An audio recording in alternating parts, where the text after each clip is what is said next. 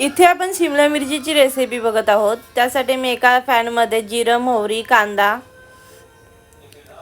कांदा ब्राऊन होण्यासाठी इथे मीठ टाकून घेतलं आहे।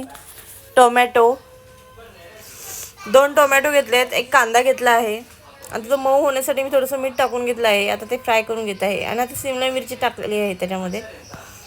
ती पण अशी हलवून घ्यायची आहे म्हणजे ती मऊ त्यामध्ये टाकल्यावरती मिक्स मऊ होते।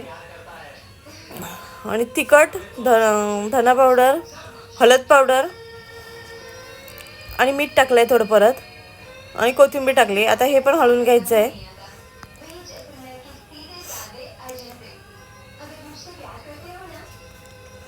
हे सगळं हलवून घ्यायचं आहे 2-3 मिनिटं।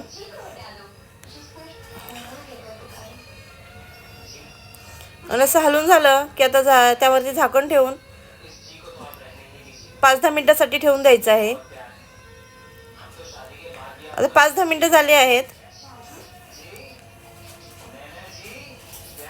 आता आपली भाजी अशी मऊ पडली आहे, शिजली आहे।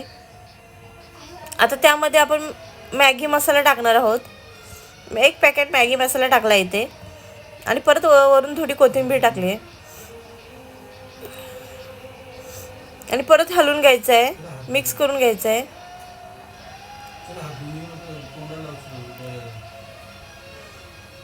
आणि आता आपली भाजी रेडी आहे।